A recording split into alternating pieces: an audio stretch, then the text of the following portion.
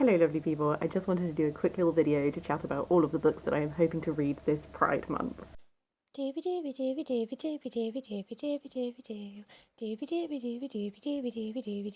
vlogs.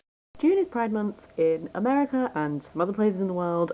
The Pride Month in the UK is actually different, but I just thought I'm just gonna hop on the bandwagon anyway. There are a number of different readathons and stuff happening this month. To be honest with you, I don't know if you can hear, I'm a little bit run down.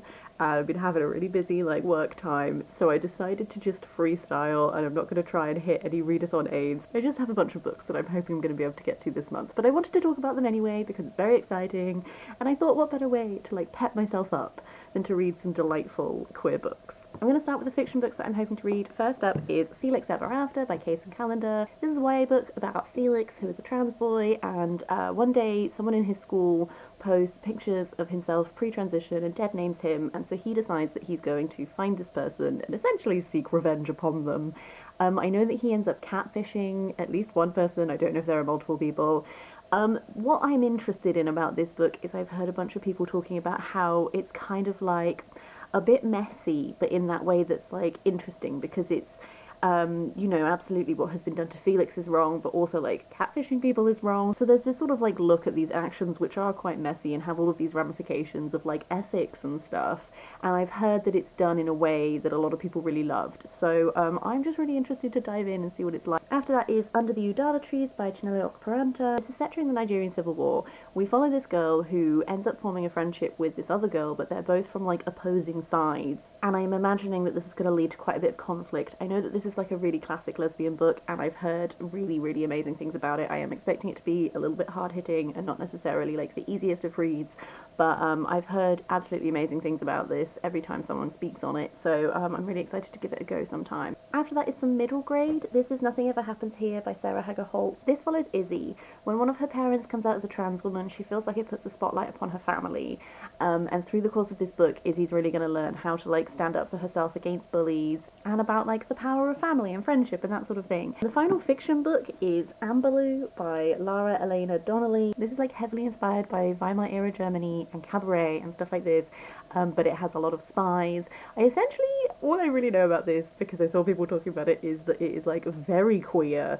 There are multiple queer characters in it, and it is very much a queer cabaret spy kind of thing. It's just smugglers, spies, burlesque performance, cabaret stars, all fighting against the building wave of fascism in this particular time period, and I'm really excited about this one. Again, I hear nothing but good things, so I'm really looking forward to it. My actual final fiction, I forgot, is I also want to read on my Kindle. I want to read Stone Butch Blues by Leslie Feinberg. I wanted to read this anyway because I know that Leslie Feinberg is a bit of an icon. I have a number of books on my Kindle to read, but this one follows Jess Goldberg, a masculine girl growing up in the Ozzie and Harriet McCarthy era and coming out as a young butch lesbian in the pre-Stonewall gay drag bars of a blue-collar town.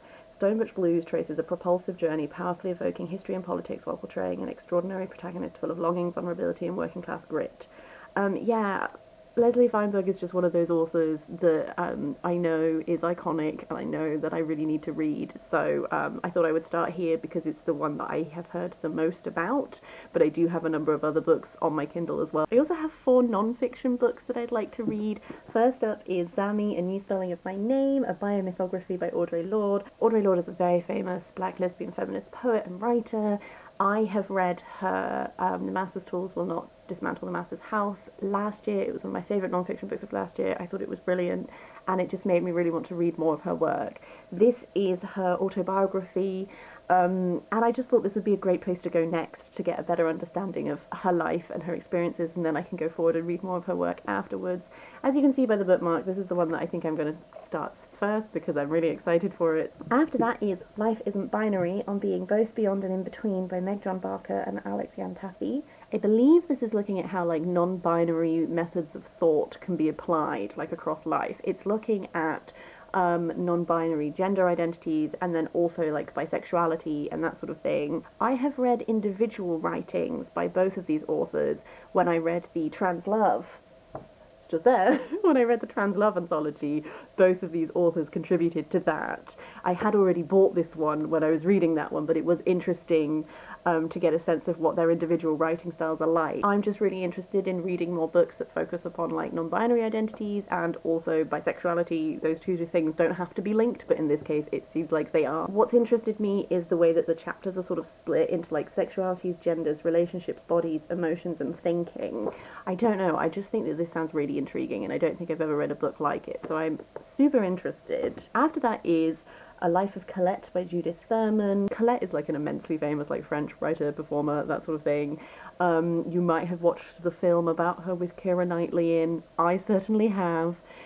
She's a writer whose work I have always meant to read and I haven't done so yet, but my friend lent me this. She was married to a bunch of different men. She also had affairs with a bunch of women. Specifically, like, one instance that I know of is like during the performance of this one particular play, her and her female co-star that she was definitely having an affair with like kissed live on stage, and then they like weren't allowed to perform that anymore. So I think she seems like a really interesting person. I only really know sort of like the real basics of her life, that is like that her husband published her works under his name.